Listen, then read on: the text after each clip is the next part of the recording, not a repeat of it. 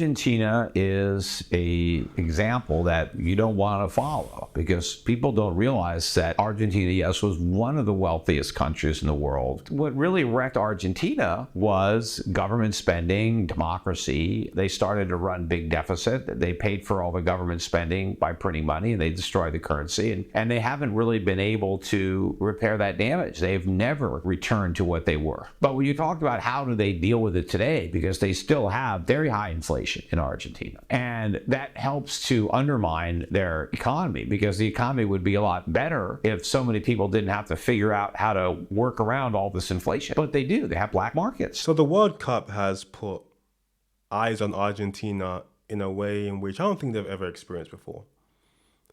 One of the biggest things that people have come to realize or understand or expose is the Argentinian peso. He spoke about Argentina printing money. You ain't America, baby. You can't print money. Argentina, they're saying their peso is worth like a fortnight E-bucks. It's dark. No, but they have 3 World Cups. Argentina's currency is becoming almost worthless. Now $1 is equal to 1,483 Argentine pesos. And this is why the World Cup is everything to Argentina. Because once the World Cup is over, they have to go back to eating donkey meat until the next 4 years that the World Cup comes back. That's dark. It's not just a sport or something they love. It's literally all they have. After the World Cup, they have nothing else. In honor of Argentina losing, I want to remind everyone their currency was worth less than TikTok gems. Their economy is in free fall, mainly because they have a leader who does not actually know how to navigate economic policy, right? And he's made a series of really poor decisions, from increasing spending, deregulation. He got a bunch of money from the United States. He just fucked it all off. Truthfully, Argentina's economy is one of the worst that we've seen. They have regressed from first world to developing economy. I want you to think about that. They have fallen from first world to third world status economically. It's a complete shit show. And honest to God, a lot of people were thinking and touting that it would be the beauty of deregulation to show how economies don't need to actually have any. No, it was a nightmare. Surprise, we need regulations. I don't know why we had to prove that with their economy, but I digress. Shout out to them. I'm not gonna lie. 1 Argentine pesos is 0.00050 pence. Bro, that's not even pence. Yo, wait, that's bad. Wait, so how much? Okay, let's just say. Wait, what is that? And let's do that, yeah. So £1 is 2,000 on the currency. Wait, stop. How much is 1k? Bro, yo, if you have 1k, you're a millionaire. Or no, wait, you have 200k. Wait, what if you have 1 million? Oh wow, I'm a billionaire. Wow, I guess I'm a trillionaire. The Argentinian peso is at a near record low, which means this is a perfect time to remind everyone that last year, Trump offered Javier Milei $40 billion to prop up his economy so that the midterm elections would go in his favor. And we are now seeing that that money did nothing for that country. Their peso has been in a free fall for years, but if you look just before 2024, you'll see what appears to be it literally dropping off a cliff. That is literally the day Javier Milei won his presidential election. Then, if you go to September of 2025, you'll see that it actually hit its record low. That October, a month later, that's when Trump offered to give them $40 billion. And now currently, as of recording this, they are quite close to being back to that record low from September. I'll probably end up watching a documentary about this, but where did the money go? 40 billion. I mean, look, to us, that's a unfathomable amount of money, right? For a country, maybe it's not that much. I don't know how this shit works. But where did the money go? And it's gotten so bad with Argentina that People are now comparing them to Nigeria. Nigeria is literally, in the most literal sense, a failed state. Argentina's economy is so bad that their currency is basically the same level as the Nigerian naira.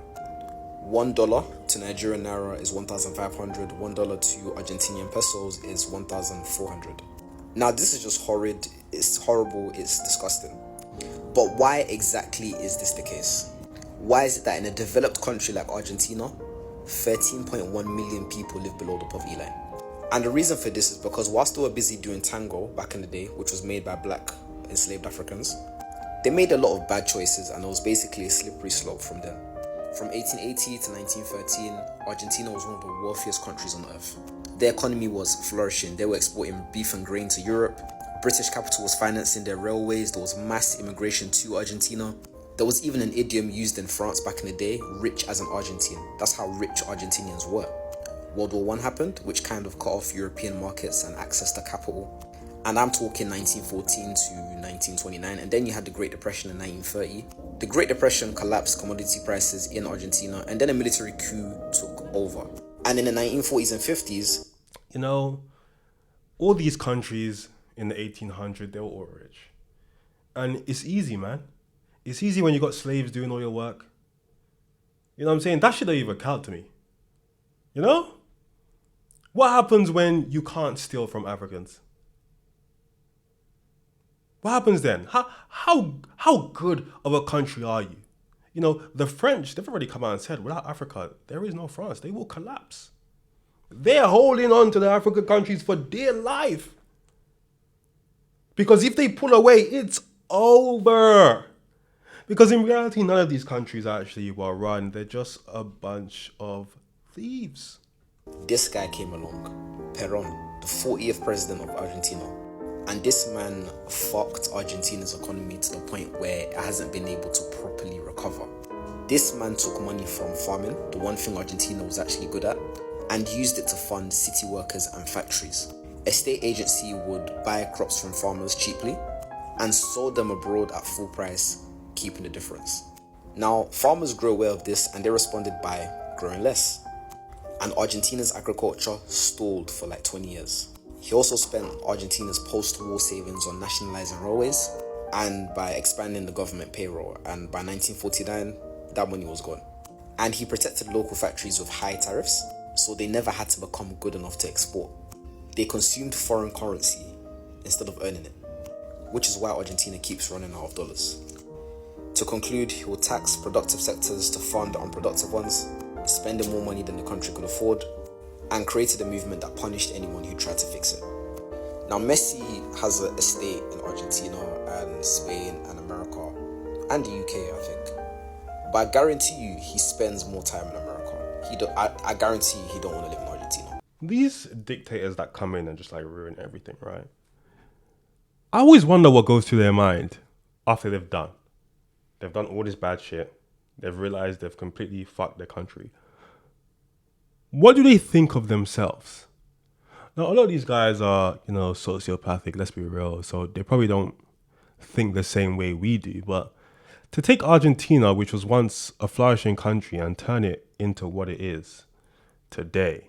Well, forget about today. Just by the time that you left, you should be disgusted with yourself. Again, a lot of it is greed. At least in the government payroll. Like, man, you guys need to get paid so much more because you're doing such a great job. Corruption is so easy to spot out. And I always say this. Every big country should be rich. You've got more land mass, you've got more people, you've got more capacity to produce more things. Every big country that isn't rich, corruption is rife. Because that's the only way, in reality, to stay poor when you have all these resources at your disposal. You have to be corrupt. And Argentina aren't immune to that. I mean, look at this. President says he accidentally gave himself a pay rise of 48% in the middle of an economic crisis that he promises to fix. Javier Milei's monthly salary rose from around £3,700 in January to over £5,500 in February. When it came out, he reversed the pay rise for himself and his cabinet. £5,000? That's like 1 trillion pesos. And that nigga agree. Oh man, that's not Andy done it for the whole gang as well, man. These guys are genuinely like gang members, man. The police, whatever the case is, all the guys got to eat. I can't eat if the guys ain't eating. Gotta do it for the guys. Wow. While everyone else is struggling. Man, 3,700, that's not enough.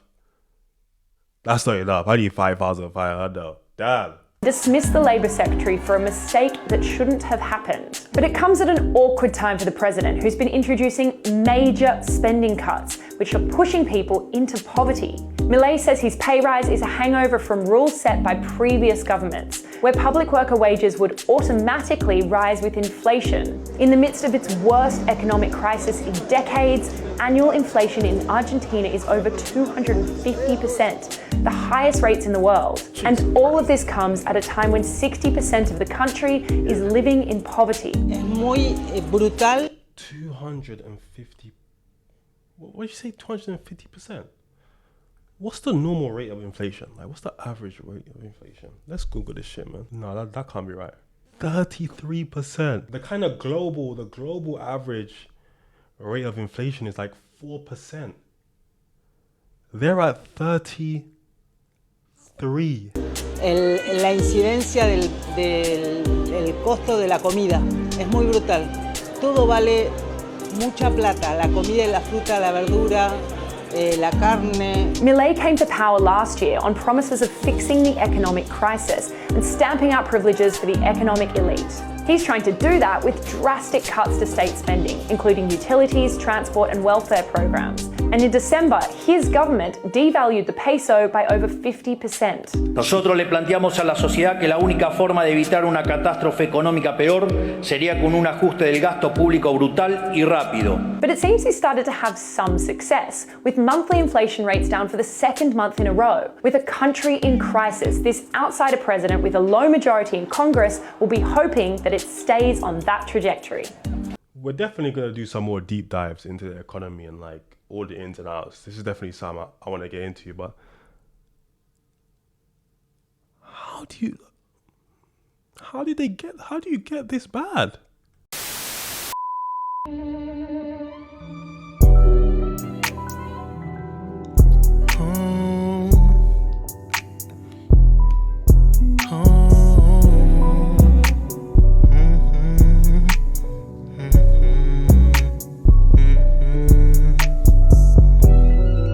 This liquor got me in my zone. Now I'm blowing up your phone. Blowing weed, smoking the ozone. I just can't let this go. This liquor got me in my zone.